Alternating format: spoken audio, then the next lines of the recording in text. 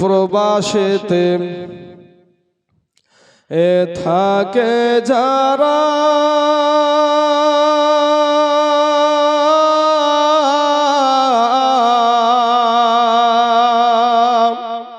আমার মায়ের আদর পাই না তারা রে, কবে যাব বাড়ি ফিরে দেখব মায়ের মুখ রে, কবে যাব বাড়ি ফিরে দেখব মায়ের মুখ রে। ওরে কেরালাতে থাকে যারা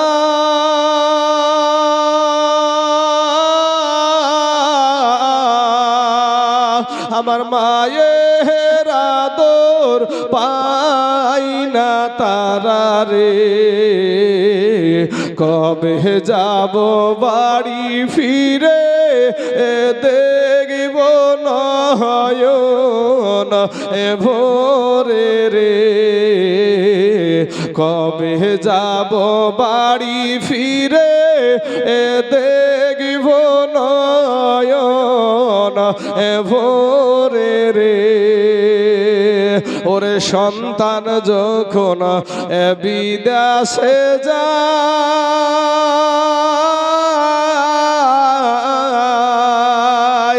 আমার মার কলেজা ফাটিয়া যায় রে, ওরে সন্তান যখন বিদেশে যায়,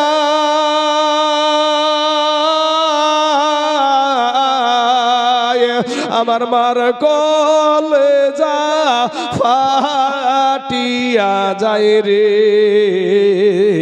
কেঁদে কেঁদে চোখের জলে বালি শোভি যায় রে, কেঁদে কেঁদে চোখের জলে বালি শোভি যায় রে।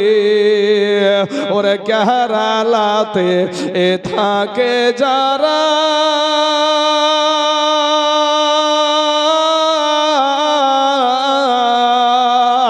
আমার মায়ের আদর পাই না তারা রে,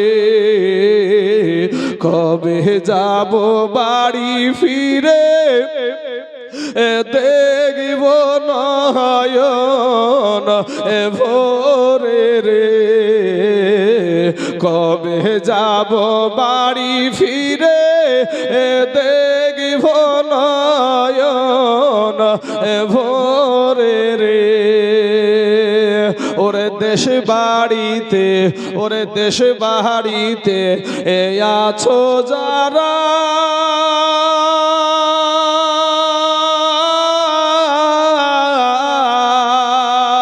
আমার মায়ের আদর কর তারা রে, ওরে দেশ বাড়িতে আছো যারা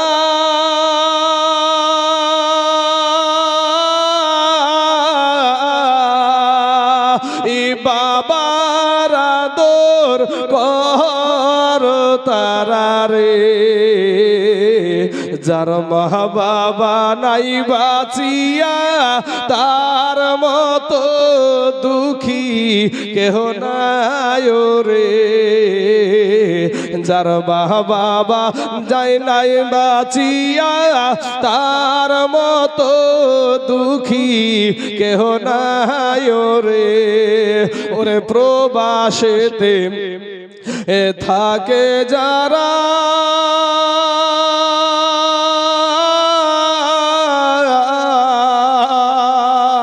আমার মায়ের আদর পাই না তারা রে,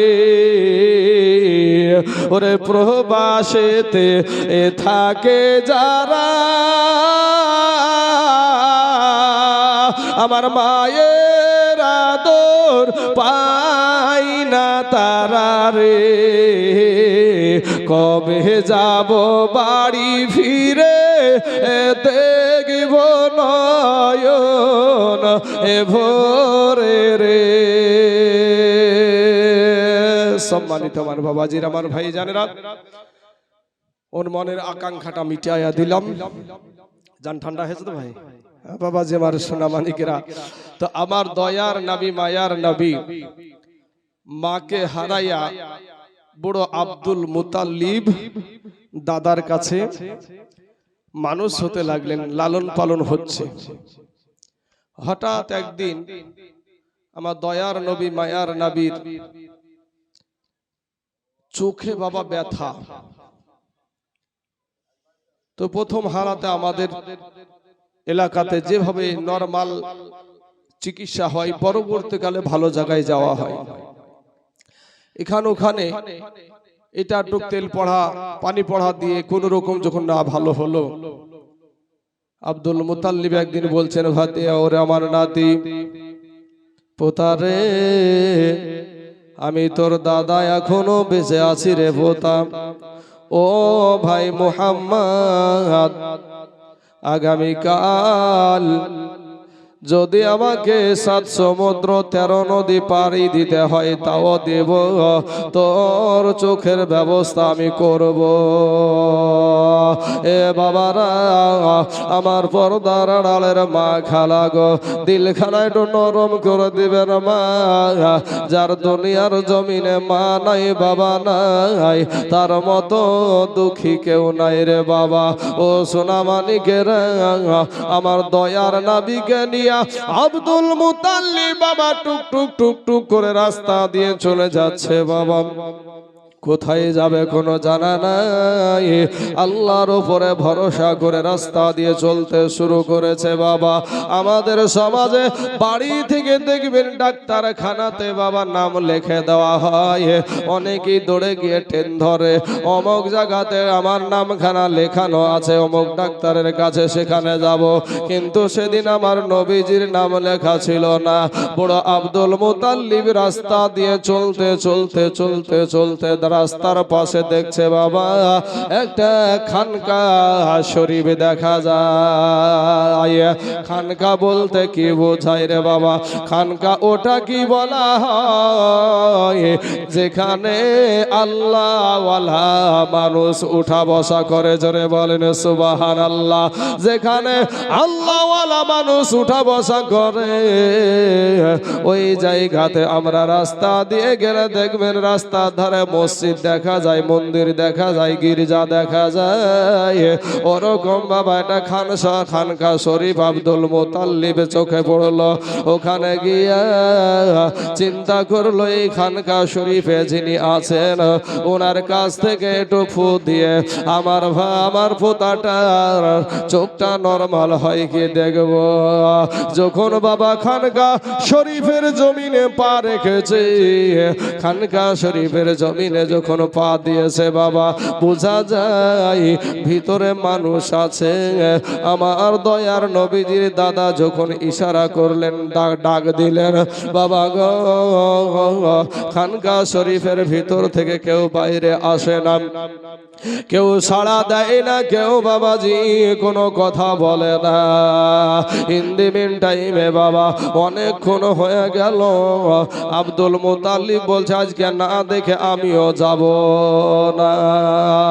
অনেকক্ষণ পর দেখছে বাবা দরজা খুলে বাইরে বেরিয়ে আসছে। আব্দুল মুতাল্লিবের মনে একটা রাগ জন্ম নিয়েছে যে একটা মেহমান মানুষকে আজকে এখানে এতটা সময় বসে রেখে ঘরের ভিতরে ছিল, সেই ব্যক্তি আবার কেমন হবে। ডাক দিয়া বলে, ভাইজান আমি এতক্ষণ সময় বাইরে বসে আছি, তুমি আমায় একটা মেহমান মানুষ, আর মেহমানদেরকে এতটা মনে হয় বসে রাখতে হয় নাকি? যুবকেরা মেহমান মানুষ কেমন আপনাদেরকে বুঝায় একটু বলি বাবারে। আমরা দুসরি কিতাবে পড়েছিলাম বাবা নবীজির দরবারে কিছু বেদুইন আপনার নবীজির দরবারে মেহমানের স্বরূপ এসেছে বাবা। অনেক গোলামি দুইন যখন আপনার নবীজির দরবারে এসেছে, এমন সময়তে প্রত্যেক বাড়িতে সাহাবাদের বাড়িতে একটা একটা করে মেহমান দিয়ে দিচ্ছে যে তুমি এই মেহমানের খিদমত করবা। আজকে আপনার বাড়িতে মেহমান আসলে, আজ আপনাদের দেশে কোন আলেম ওলামা মেহমান যদি আসে রে বাপ, আপনারা মেহমানের সাথে কেমন ব্যবহার করেন আর আমার দয়ার নবী কেমন ব্যবহার করতো সেটা দেখেন। আমরা যেটা করব সেটা আমাদের নবীর কাজের সাথে মিল থাকতে হবে, কারণ নবীজির কর্ম আর আমাদের ধর্ম, নবীজির কর্ম আমাদের ধর্ম। এ মুসলমান, ওই বেদুইনদের ভিতরে একজন ব্যক্তি এমনই ব্যক্তি ছিল বাবা, ওকে কেউ বাড়িতে দিতে রাজি হলো না। শেষ পর্যায়ে ওই ব্যক্তিটাকে আমার দয়ার নবী নূর নবী নিজেই বাবা মেহমান স্বরূপ নিয়ে নিলেন। নবী আমার মেজবান হয়ে গেলেন। এবার ওই ব্যক্তিটার বিষয়টা কি ছিল, কেন নেই না বাবা, কেউ নিতে চাই না কিসের জন্য? ওই মেহমানটা ছিল বড় পেটুক বাবা, খুব খেতা খেত। এই পেটুক মেহমানটা আমার নবীর বাড়িতে যখন গেল, নবীজির বাড়িতে যখন খাবার দিয়েছে বাবা, নবীর বাড়িতে যত মানুষের জন্য খাবার হয়েছিল সব খাবারগুলা একাই খেয়ে আপনার সাফ করে ফেলেছিল। বাইরে যদি বেশি খাবার খাওয়া যায় বদহজমি হয়ে যায়। আমার নবীজি যখন বিছানায় শুইতে দিয়েছে, বিছানায় শুয়েছে, আরাম করতে যাইয়া পেট বদহজমি হইয়া বাবাজি ওই বিছানাতে পায়খানা করে ফেলেছে। হে মুসলমান ভাই, আপনি মেহমানের সাথে কেমন ব্যবহার দেখান, আমার নবী কেমন ব্যবহার দেখাচ্ছে একটা নজর শুনে যান। বহুত আগে পড়েছি দুসরি কিতাবে এই ঘটনাটা আছে রে বাবা। এমন সময়তে বাবাজি ওই মেহমানটা বেদুইনটা ইহুদিটার বাবা আপনার চিন্তা করছে আমি তো নবীজির বিছানায় পায়খানা করে ফেলেছি, নাপাক করে দিয়েছি, সকাল বেলায় যদি নবীজির সাহাবারা আমাকে না মারে, আমার যারা সাথী বন্ধু আছে তারা আমাকে মেরে শেষ করে ফেলবে। রাতের বেলায় জানের ভয়ে বাবা বাড়ি থেকে বের হয়ে পালিয়ে গেছে। অনেকটা ওই বিদুইন বাবা পালিয়ে যায়। আমার দয়ার নবী মায়ার নবী নূর নবী সকাল বেলায় যখন মেহমানের অবস্থা দেখতে যাচ্ছে, নবী দেখেন মেহমান নাই, কিন্তু বিছানাতে বাবা পায়খানা নাপাক করে রেখেছে। আমরা হলে কত গালি দিতাম গো ভাই, আমরা কত রকমের কত কথা শোনাতাম তার ঠিক নাই রে বাবা। কিন্তু আমার দয়ার নবী রহমাতাল লিল আলামিনের কেমন আদর্শ, আমার নবী বলছেন আহারে আমার মেহমান কত না কষ্ট পেয়েছে, জোরে বলেন সুবহানাল্লাহ। আমরা দিতাম গালি আর আমার নবীর কত সুন্দর আদর্শ, নবী বলে আমার মেহমানটা কত কষ্ট পেয়েছে। আহা, এবার বাবা ওই বেদুইন অনেকটা পথ যাওয়ার পরে তার মনে একটা বাবা কথা ইয়াদ চলে আসলো, মনে একটা কথা পড়লো যে সে একটা যখন নবীজির দরবারে এসেছিল একটা বাবা দামি তরবারি নিয়ে আপনার নবীজির ওখানে এসেছিল। ওই দামি তরবারিটা নবীজির রুমের ভিতরে রেখে দিয়া চলে গেছে। এবার বাবা ওই বেদুইন একটা নাস্তিক একটা বিদুইন বাবা আবার ওই তরবারি নেবার জন্য আবার ফিরে আসছে। আসার পরে দেখে গো আমার দয়ার নবীজির নুরানি হাত মুবারক দ্বারা তার নাপাক কাপড় গুলা নিজে হাতে পরিষ্কার করেছে, জোরে বলেন সুবহানাল্লাহ। আমার নবীকে যখন ডাকলেন বলে বাবা তোমার কষ্ট হয়েছে, কেন আমাকে ডাকো নাই, কেন আমাকে বলো নাই? ওই বেদুইন দেখছে যে আজকে তোমাকে গালি দেওয়ার কথা, আমাকে তো মারার কথা, এরপরও রাগান্বিত হয় না, এত নোংরা করার পরেও রাগান্বিত হয় না। নিশ্চয় ইনি আমাদের মতো সাধারণ মানুষ না, ইনি নিশ্চয় আল্লাহর নবী। ডাক দিয়ে বলছেন, ইয়া রাসূলুল্লাহ, ইয়া হাবিবাল্লাহ, নবী গো, ও নবীজি, আপনি একটা সাধারণ মানুষ হতে পারেন না গো নবী, নিশ্চয় আপনি আল্লাহর রাসূল। জোরে বলেন সুবহানাল্লাহ। নবী গো, আর দেরি করিয়েন না, আমাকে এই মুহূর্তে কালেমা পড়ে মুসলমান বানায় নেন। সঙ্গে সঙ্গে পড়ে দিলেন কালেমা, লা ইলাহা ইল্লাল্লাহ, লা ইলাহা,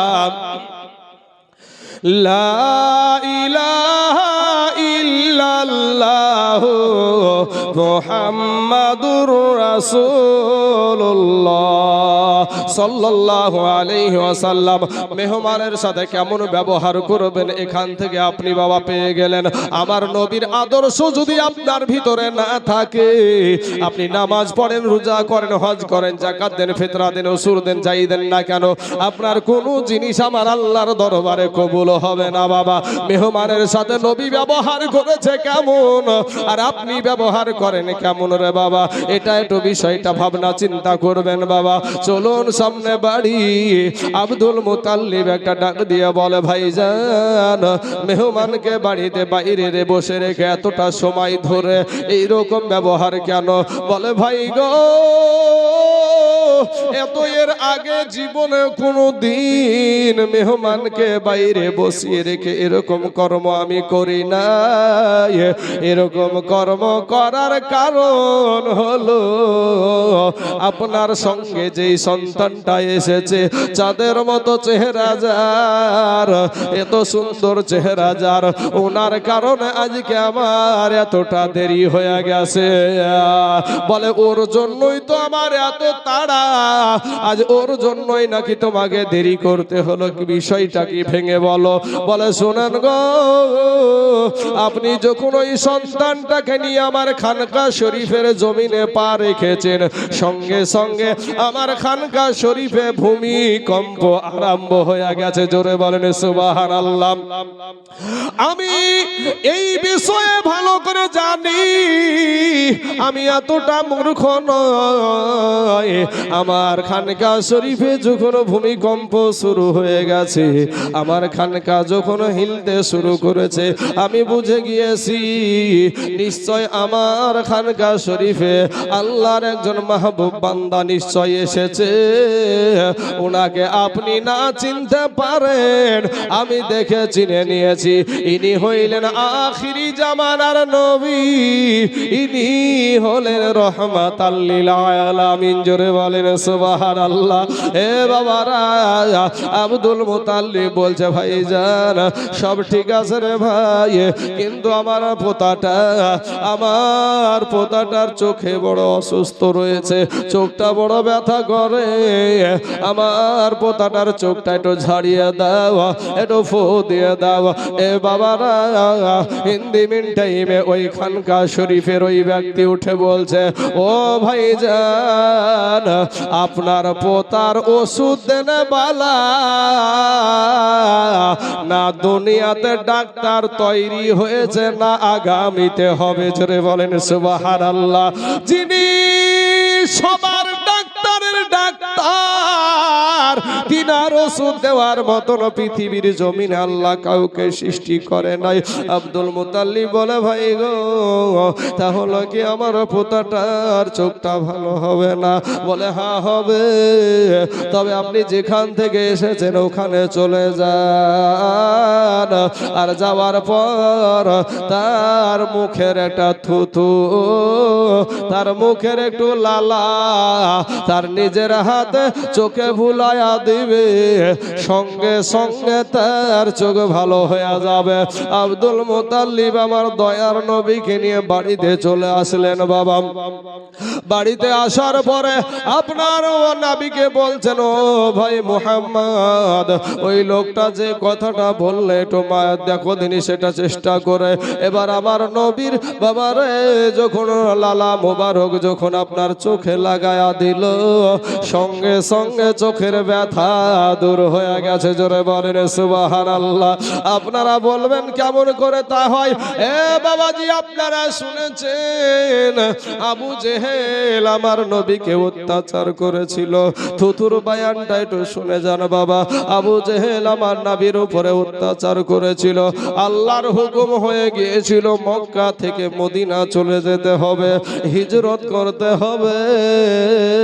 বাবারে নবীজির বিছানায় হযরতে আলীকে রেখে দিয়া চতুর্দিকে নবীজির ঘরের চতুর্দিকে কাফেররা ঘেরাও করে রেখেছে বাবা। এখান থেকে একটা আপনাদের ভিতরে ঈমানটা বাড়ায় আলেন বাবারে। আজকে দুনিয়ার মানুষের কাছে ছোটাছুটি করেন বাবা, দুনিয়ার মানুষের কাছে হেল্প চান বাবারে, দুনিয়ার মানুষের কাছে সাহায্য চান। আপনি বিপদে পড়লে সর্বপ্রথম যাওয়ার কথা মসজিদে, আপনি যান মানুষের দ্বারে। দেখেন আমার আল্লাহ যাকে বাজায়, কথায় আছে রাখে আল্লাহ মারে কে, আর মারে আল্লাহ তাকে বাঁচাই কে। 40 জন যুবক আমার নবীর ঘরখানা ঘেরাও করে নিয়েছে, নবীকে দুনিয়া থেকে বিদায় করে দিবে, কিন্তু আমার আল্লাহ তাকে বাঁচাবে কে, তাকে মারবে রে বাবা। আমার আল্লাহ পাকের জিবরাইলকে হুকুম করে দিলে, জিবরাইল যাও আমার হাবিবকে এই মুহূর্তে ঘর থেকে বেরিয়ে সুদূর মদিনায় চলে যেতে বলো।